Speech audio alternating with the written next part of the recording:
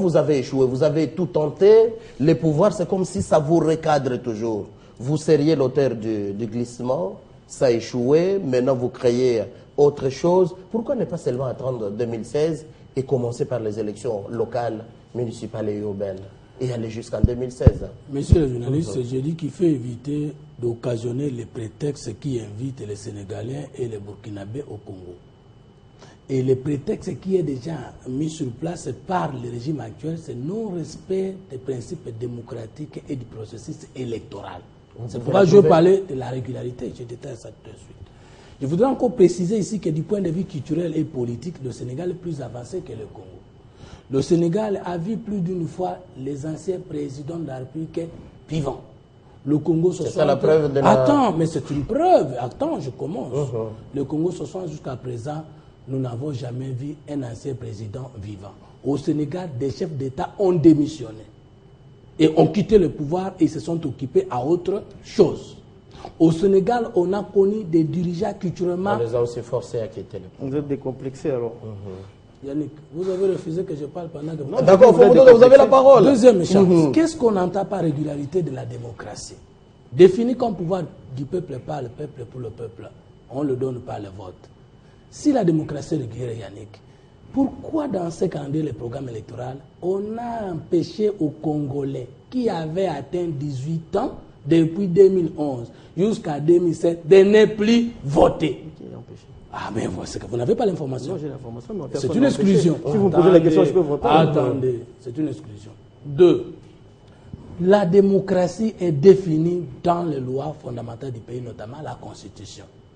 Pendant que vous n'avez pas rendu effective et viable la décentralisation, vous nous amenez un découpage, alors que vous n'avez pas donné aux provinces pendant 10 ans, parce qu'ils ne savaient pas c'est quoi. S'il vous plaît, il s'adresse à moi, M. Mathieu, est-ce que je peux répondre jusqu'à ce moment? Mais lorsque tu t'adressais à moi, est-ce que je te répondais? Okay, mais s'il vous plaît, Fomototo, répondez à ma question. Je suis dans la question. Alors, je vous repose la même question autrement. C'est comme si je suis en train d'attendre que vous, opposition, vous n'êtes pas d'accord, vous n'êtes pas sûr que le gouvernement est en train de dire la vérité, et pour vous, en 2016, il faut faire partie de ce gouvernement. Non, le problème entre le gouvernement et l'opposition... Je réponds à la question autrement. Le problème entre le gouvernement et l'opposition, ce n'est pas que quelqu'un dit la vérité ou que quelqu'un dit les maçons, c'est des projets de société clairs et distincts par rapport au bonheur du peuple congolais. Le découpage est venu bloquer le processus électoral. Le découpage sans décentralisation actuellement n'a aucun sens. Peut-être qu'on ne comprend pas les concepts. Donc c'est un blocage des élections. Non, mais c'est une mauvaise volonté affirmée. Qu'on ait refusé clairement de donner au pouvoir, aux provinces, leur pouvoir, et qu'on veut faire le découpage sans décentralisation. Ah, voilà. Ça n'a pas de sens. Deuxième élément, et là, Yannick, lorsqu'il va répondre que la démocratie est régulière, qui nous donne d'abord la définition et la différence entre découpage et décentralisation, qui me prouve ici sur ce plateau qu'ils ont rendu effective la décentralisation pour qu'ils puissent nous parler de découpage. La démocratie régulière. La démocratie régulière, on a un président... On laisse les définitions. On laisse les définitions. Je peux continuer avec... Voilà, je vais revenir à vous tout à l'heure. Non, je n'ai pas encore terminé. Il faut que les... Mais Mathieu, je n'ai pas encore terminé. Je réponds à la question. Rapidement. Yanama, j'ai posé la question de la procédure et mon frère Okito l'a dit. Extrader, ça veut dire que le dossier d'un étranger dans un pays a connu une course judiciaire au bon sens. Et lorsque dans les services on arrête quelqu'un et qu'on prouve qu'il est innocent, il part. Ça ne se fait pas. Ça signifie l'emprise des services sur la justice. Alors que les services sont les services d'information et de renseignement. Mais pour raison d'enquête et d'investigation. Mais l'enquête, il y a trois pouvoirs classiques dans un État, le pouvoir judiciaire, le pouvoir législatif. Ah, les hommes de droit, vous êtes ici. Donc, j'ai appris que les renseignements auraient les pouvoirs pour raison d'enquête. J'ai appris. Mais monsieur le journaliste, je peux terminer. Alors moi, je dis ceci, les prétextes. Il y a un tas, Yannick, qui nous dit ici que l'opposition n'a pas un programme. Peut-être qu'il ne sait pas, excusez-moi le terme, c'est quoi un programme? Est-ce que vous avez un programme? Vous de la majorité. Ah, ça d'abord. C'est pas ça les débats. C'est pas les débats des programmes. Entre 2006 et 2011, c'était les 5 chantiers. D'accord, vous retirez quand même la parole. Vous avez compris qu'il a des problèmes. C'est pas un débat des programmes de l'opposition et de la majorité. Alors, Papi Tamba, réagissez rapidement. Vous êtes du pouvoir. Merci. Je l'ai dit au début que je ne suivrai pas mon ami Toto parce qu'il nous amène dans tous les sens. Je pense que le débat est assez important, que nous devons rester dans les débats. Vous savez, c'était en 2000, je ne sais pas c'était en quelle année, mais les derniers débats entre le président François Hollande et le président Sarkozy, les derniers débats par rapport à l'élection présidentielle, je ne sais pas c'était en quelle année, on a parlé maintenant des otages français au Mali. Les candidats François Hollande à l'époque répondent en disant ceci, que pour cette question-là précise, je n'ai pas de réponse à apporter. Pour la simple et bonne raison, je ne suis pas aux commandes, je n'ai pas accès aux éléments de renseignement et d'information. Il a laissé les privilèges au président Sarkozy de répondre. Il n'y a qu'en République démocratique du Congo, où l'opposition a une prétention, sans gérer les dossiers, mais de chercher à répondre sur certaines matières. L'ambassadeur itinéraire, Mouèche, est assez clair. Dans son point de presse à Jeune Afrique, il dit que nous avons des éléments de preuve. Il n'y a que les pouvoirs qui peuvent avoir ces éléments d'information. Au début, j'avais dit ici, j'ai dit que ces gens-là ne sont pas venus dans notre pays d'initiative. Ça devait être l'élément clé du débat. C'est-à-dire, nous devons comprendre, s'ils ne sont pas venus d'initiative, c'est qu'ils ont été envoyés. Envoyés par qui et pourquoi. Je refuse de croire ici que nos amis ici seraient complices de cela. Pour maintenant défendre... Non, je refuse de le croire. Et je préfère ne pas le croire. Qu'ils seraient complices ou qui feraient partie de la main noire qui aurait fait que ces gens-là viennent ici. Parce que vous nous parlez d'une ONG. Quelle est cette ONG des droits de l'homme à Kinshasa qui est en Swahili? Filimbi. Non, je vous dis, une ONG des droits de l'homme à Kinshasa qui est en Swahili, cherchez-les nous. J'ai donné un élément important disant que concomitamment à leur action, à Goma, qui est proche d'un pays, je pense que tout cela devrait faire réfléchir plus d'un observateur. Pour dire que réellement, à travers les différents éléments que nous essayons de donner, il doit y avoir de sérieux problèmes. Maintenant, par rapport à cette matière, nous qui sommes Congolais, de quel côté nous mettons-nous? Vous nous parlez de visa. Mes chers amis, est-ce que vous avez eu l'information pour savoir, il y a l'un des, parmi les gens des Balèves citoyens, qui a eu les visas aéroportuaires. Vous savez pourquoi? Parce qu'il a dit qu'il amenait un investisseur. Vous venez des États-Unis d'Amérique. Quand on vous demande les renseignements, ils sont déclaratifs pour qu'on vous donne les visas. Les visas, ça c'est clair. Les États-Unis d'Amérique ne disent pas qu'ils vont maintenant procéder ou qu'ils vont procéder à mettre quelqu'un pour suivre derrière par rapport à toutes les informations que vous avez données. C'est pourquoi même des grands États, tels que les États-Unis d'Amérique, ont donné des visas à des gens qui ont provoqué des graves attentats chez eux. Et vous n'allez pas dire que c'était une défaillance de leurs services d'ambassade. Ça d'accord. La question qu'il faut se poser ici, permettez-moi, M. Fumtoto, pour finir, de quel côté nous situons-nous? Si réellement il y a un complot qui trame contre notre pays, pour qu'on nous invite des gens qui viennent de l'extérieur, chercher à créer, parce que, au passage, je dois le dire, monsieur Mathieu, nos amis sur les plateaux ont-ils suivi les déclarations de ces gens qu'ils ont faites quand ils sont rentrés au Sénégal? C'est encore disponible sur YouTube. Il faut voir la manière dont ils se moquent de notre président. Il parle des choses qui, dans les débats que nous faisons régulièrement avec nos amis ici, n'existaient pas. La démocratie par procuration, nous n'en voulons pas. Comme s'ils sont plus congolais que nous-mêmes. La RD Congo appartient aux Congolais. Le Sénégal, ça fait longtemps que leur pays ne leur appartient plus.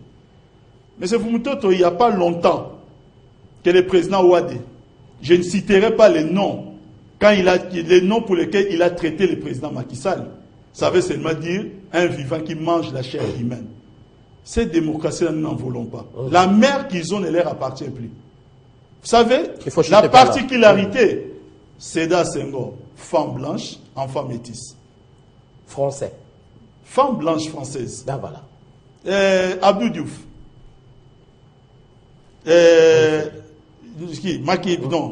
Ouad.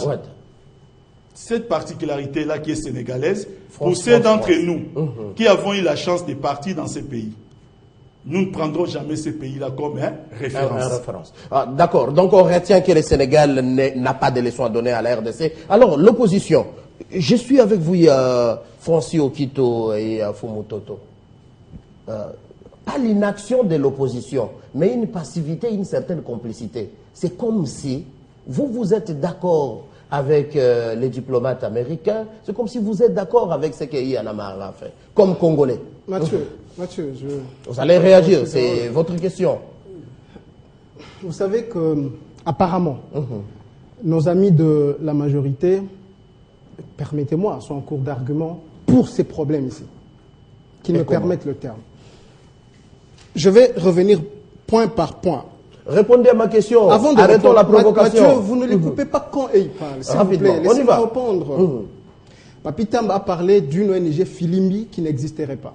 À Kinshasa. Je lui renvoie à l'article 15 de la loi Moi, numéro j'ai dit qu'une 00 ONG Filimbi n'existerait pas. Il n'y a pas une ONG à Kinshasa qui s'appelle Swahili. Filimbi. Voilà, c'est ça Filimbi. C'est ça. Qui veut dire, cette disposition de la loi permet à ce que l'on crée une ONG avec une dénomination en langue nationale, mais avec deux explications en français pour permettre une bonne compréhension. Lisez l'article 15 de la loi numéro 04. Et qui a un siège ici à Kinshasa, c'est Filimbi là. Des deux. Je ne suis pas membre de Filimbi, mais je vous explique. Des deux. Papi Tamba dit l'opposition veut gérer des dossiers, veut donner de leçons pour des dossiers. Vous donnez l'impression comme si vous maîtrisez les dossiers. Oui. Non, mais c'est les dossiers de notre République. On a plus assez de temps. Ces dossiers n'appartiennent pas, malheureusement, Mathieu, ces dossiers n'appartiennent pas seulement à la majorité. Lorsqu'il y a un dossier judiciaire en bonne et due forme, comme l'a dit d'ailleurs Fumototo, devant le parquet, et qu'il y a des avocats, il y a des avocats de toutes les parts, il est permis à toutes les personnes d'avoir les éléments du dossier, savoir ce qui se passe au juste. Bien sûr que l'instruction, elle est secrète. C'est secret veut dire que même le pouvoir n'a pas le droit, le pouvoir exécutif n'a pas le pouvoir de d'avoir une mainmise sur le dossier judiciaire. Même quand ça touche à la sécurité de l'État, les pouvoirs n'ont pas de droit. Eux, ils sont censés ignorer. Ça, c'est de deux. De trois, Mathieu. Les dossiers n'ont pas fait 48 heures. L'ANER était dans l'obligation de renvoyer le dossier immédiatement devant le parquet pour que le parquet le traite. Ouvre une action judiciaire contre ces personnes. C'est à l'issue de cette action judiciaire. Répondez maintenant à ma question. Je réponds. Tout ça, on connaît. C'est à l'issue de cette action judiciaire. Vous, l'opposition. Mathieu, tout ça, on connaît. C'est du déjà dit. Êtes-vous d'accord avec la procédure de Filimbi? Répondez à la question. Mathieu, j'ai dit ceci. Pourquoi ne pas attendre 2016? J'ai dit ceci. Filimbi a invité ces gens pour un échange d'expérience. Si c'est pour un échange d'expérience en ce qui concerne la gouvernance, en ce qui concerne les mouvements, lorsqu'il y a un chef d'État qui veut s'éterniser au pouvoir, je ne trouve pas qu'il trouve le problème. On a déjà la précision. Fumototo, rapidement. Il y a des choses à préciser. L'opposition, complicité de l'opposition. Répondez à la question. Nous ne pouvons pas parler de la complicité de l'opposition, de l'adhésion de l'opposition à cette thèse, comme si nous sommes réellement au courant de ce qui s'est passé. Mais c'est ça, quand nous disons que la justice ne s'est pas saisie du dossier, pour que nous puissions avoir les informations précises afin d'établir les faits tels que c'était un complot contre notre pays, et donc nous serons contre ces gens. Mais si c'est des règlements de compte entre le régime et ses alliés, ça a un autre comportement de l'opposition. Mais je précise, on ne fait pas l'opposition ou généralement la politique si on n'a pas un bureau d'études. Et avec son bureau d'études, on peut accéder à des informations, même si on ne gère pas, je chute. D'accord. La Constitution, la loi portant sortie de l'opposition dans son article 4 et 8, Papi Tamba, pour votre information, dispose que l'opposition a le droit d'être informée des actions du gouvernement. On a tous et droit si à nous étions dans la démocratie, tout ce que vous menez comme action, nous serions déjà informés et que nous pouvons parler des questions du pays, même sans être au pouvoir, comme le veut la loi. Et comme le veut dans la dictature, vous ne nous informez pas, après vous nous insultez des ignorants. Donc, nous ne sommes pas des ignorants, c'est vous qui ignorez les principes de l'état de droit. Monsieur Mathieu, s'il vous plaît, respectez aussi les principes de l'émission. Une réaction à chaud, en 30 secondes, en 30 secondes. Une réaction à chaud. Monsieur Fumototo, je vous ai cité François Hollande qui était opposant. Étiez-vous meilleur opposant que François Hollande par rapport à Sarkozy? Oui. Merci pour cette Il n'est pas un modèle pour l'opposition. Il n'est pas un modèle pour nous. Quand il était opposant. Merci. Mais je crois que quand François Hollande, qui arrive au deuxième tour des élections présidentielles avec le président Sarkozy, le dit, je ne pense pas que ça ne doit pas être balayé à la légère. D'accord. Les éléments... Laissez-moi finir, M. Mathieu. On n'a plus le temps. Non, c'est ça que j'ai fini en 30 secondes. Je voudrais juste que vous sachiez que les éléments de renseignement dans tout État organisé, tel que c'était le cas des otages maliens, on ne les livre pas. Alors, mais pourquoi vous nous dites maintenant, parce que nous ne connaissons pas les dossiers. Je peux vous donner, c'est pourquoi je suis en train de vous dire que lorsque vous avez un ambassadeur itinérant du chef de l'État, qui donne les fait précisions. une déclaration, qui dit qu'il y a ça et nous avons des éléments de preuve. Je ne dis pas que ça ne peut pas être soumis à débat, mais pas dans la légèreté. Merci Papita. Moi, Alors, je peux Yannick, c'est en 30 secondes. S'il vous plaît. C'est fini pour l'émission. Je voudrais tout simplement dire